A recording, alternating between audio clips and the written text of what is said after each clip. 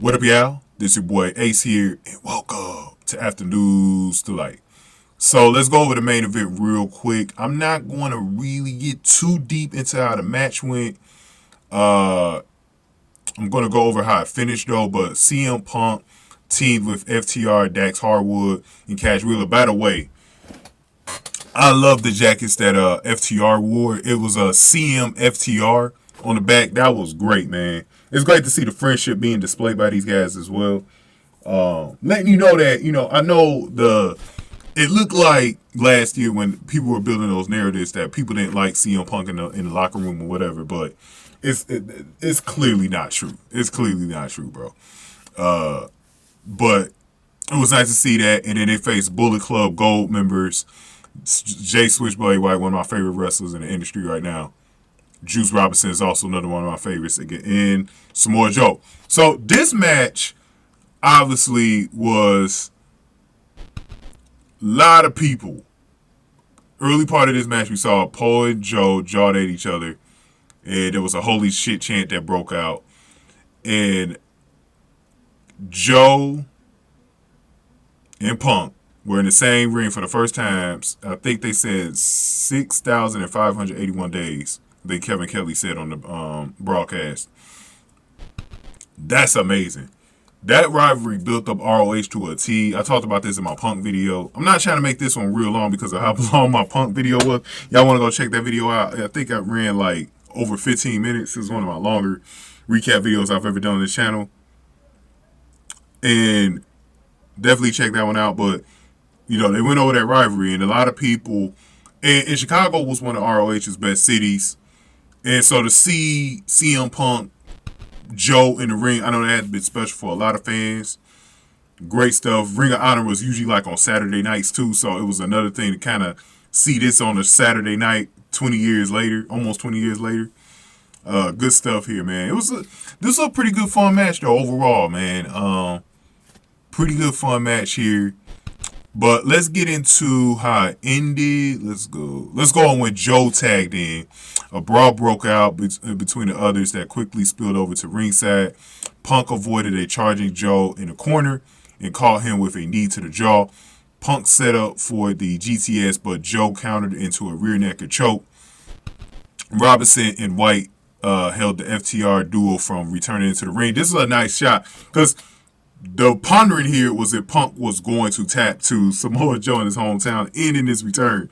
He was like, no way Tony Khan is going to book this dude in his return in Chicago tapping out to Samoa Joe. It would have been interesting if they did it, though. That would have been interesting. But like I said, Juice Robinson and Jay White, they were holding on for dear life to Dax and Cash, bro. They were holding on to these dudes to not get in. Wheeler was the one that freed himself up, and he took out White, and then he freed up Harwood and hit Joe to save Punk, and Robinson tagged in and set up a move, but Punk countered it into a big kick.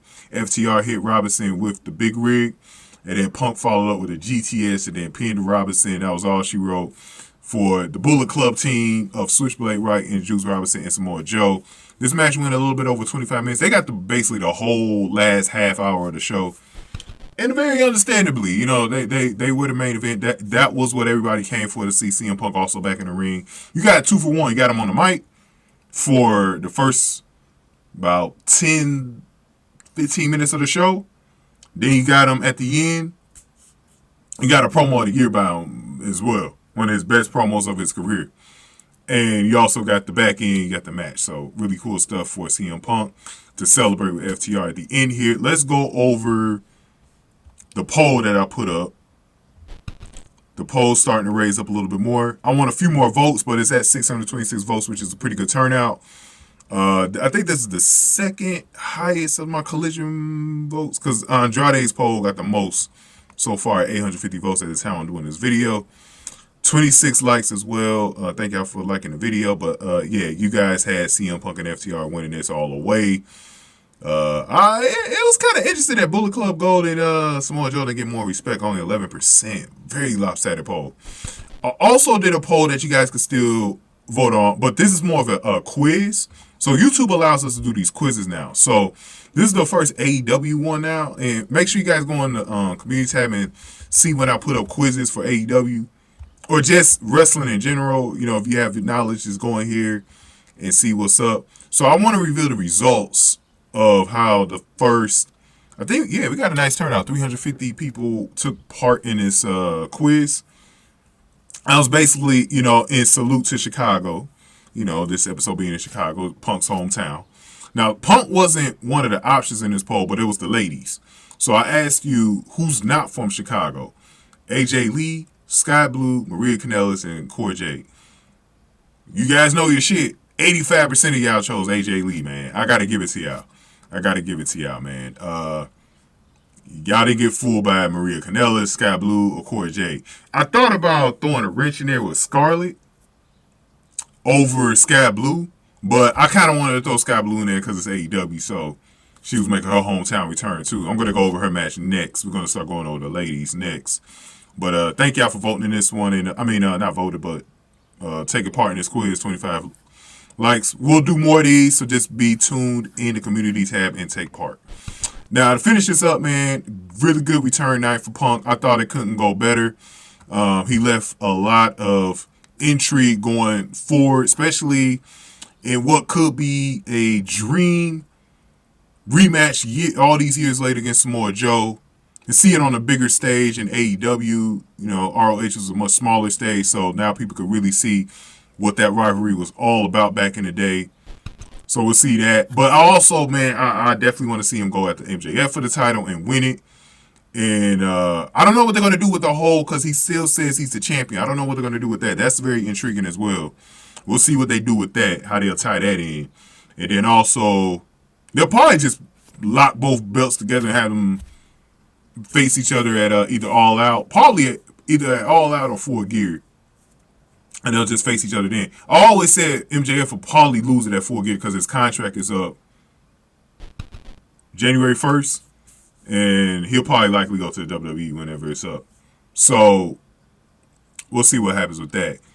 Also, I want to see him against Kenny Omega. That's a money match right there. Kenny Omega against the Elite. Kenny Omega in the Elite against CM Punk. Oh my God, that's gonna be money. That's gonna be money. That's something that AEW could hide the horses to, and they just gotta make sure everybody stays healthy, man. Because I know Punk has been a little injury riddled. Him being older now, hopefully he can stay more healthier.